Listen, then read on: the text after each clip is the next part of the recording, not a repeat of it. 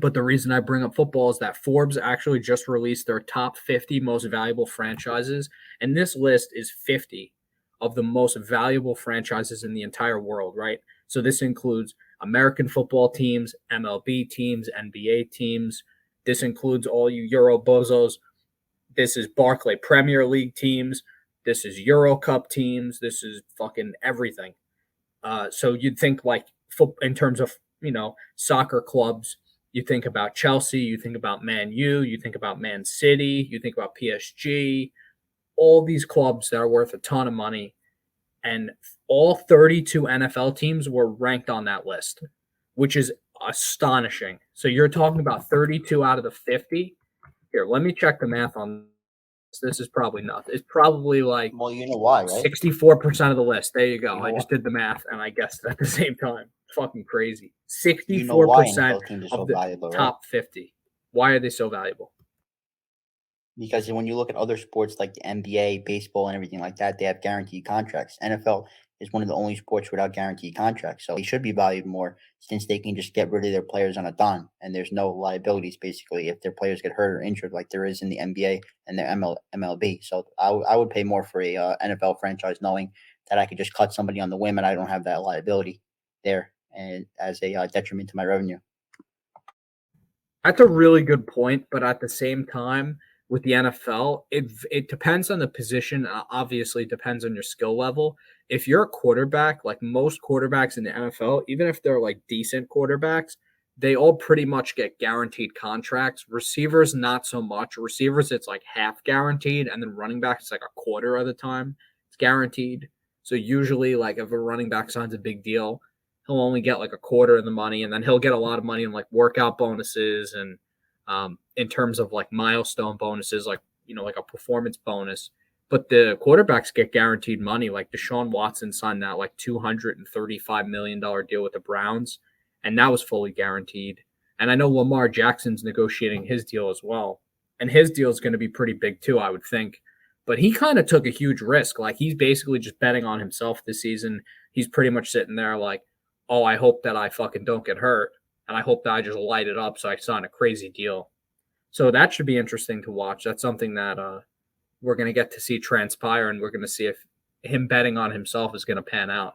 Because apparently he didn't have an agent either for his deal. He was just straight up negotiating his own deal because I guess he doesn't want to give an agent 10% of 200 million or whatever the fuck the contract value would be at. But he's looking for fully guaranteed money, and apparently the Ravens are not looking to give him that, even though Steve Biscotti, the owner, he definitely's got the money for it. That guy's fucking loaded.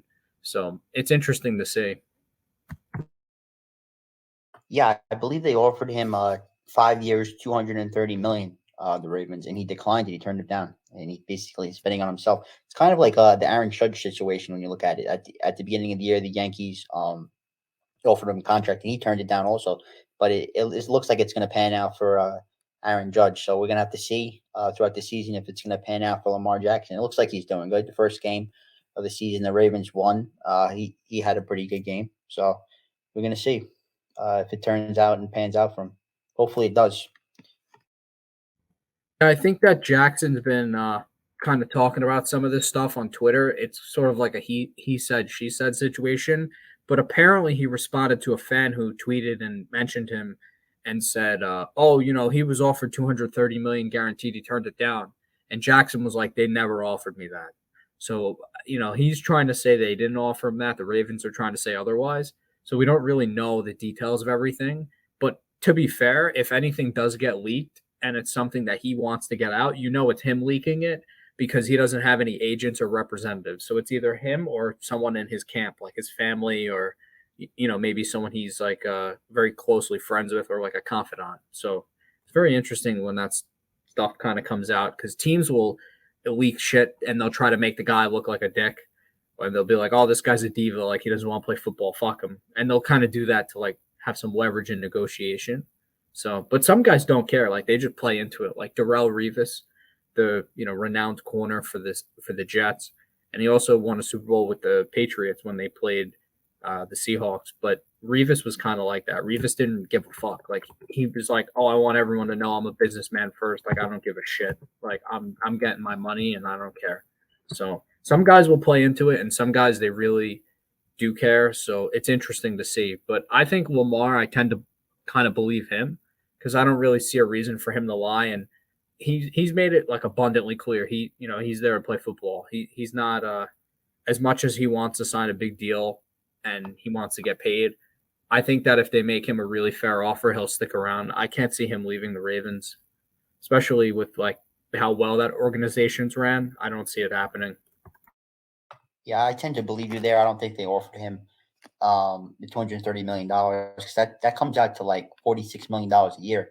And I think Patrick Mahomes, he's only getting. I think he got a signed a 10-year, $450 million contract, so he's getting 45 a year. So basically, Lamar Jackson would be getting paid more than Patrick Mahomes, and they're not even on the same caliber of a quarterback. So I don't think they would offer him that. But then again, the salary cap does go up every year, and you often see these differences between quarterbacks that are much better. They get paid less than the people who are signing the new contract. So maybe it is so. I don't know how the NFL salary cap has gone up over the years and how it's changed. Yeah. So how much is that Deshaun Watson contract?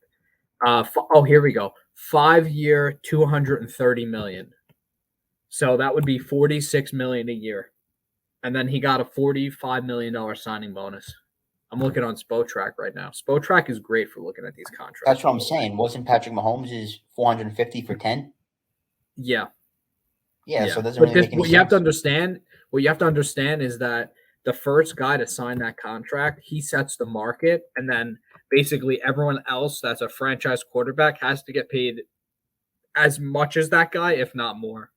So that's how it works. Like you have to understand, Mahomes signed that contract. He was kind of the first guy in that wave to sign, and then after that, then it was Watson, and then a couple of these other guys, Murray, and so on and so forth. Russell Wilson, that signing obviously affected a lot of things. So it's interesting to see.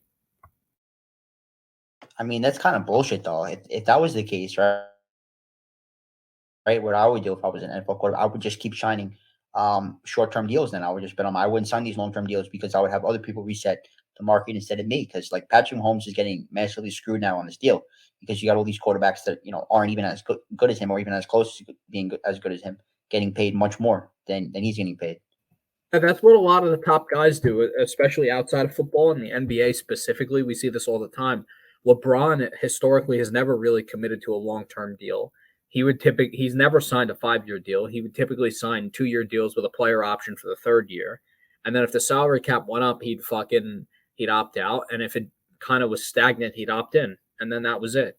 So really what in LeBron's case, what he was betting with that like player option after 2 or 3 years is he's pretty much just betting that the salary cap wouldn't remain stagnant or go down in back-to-back years. And historically, he's been right. So he's been able to maximize his contract values by not locking himself in long term.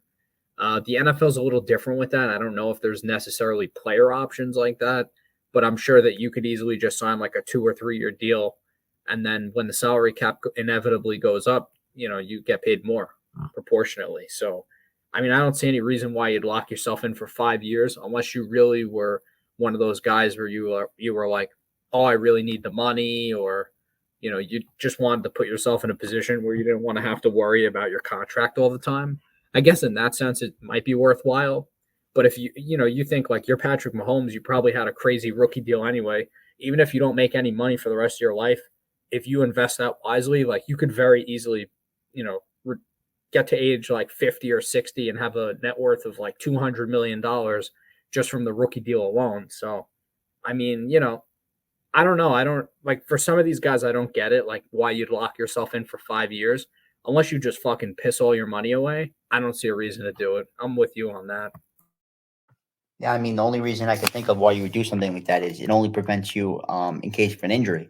And if that was the case, what I would do is I'd rather take out an insurance policy with maybe like a Lloyd's of London or some kind of insurance firm to protect me if I get injured instead of like, locking myself into these long term contracts and giving up the upside there. I'd rather just insure myself in that regard instead of doing that. And I think it would pay off, for these players better.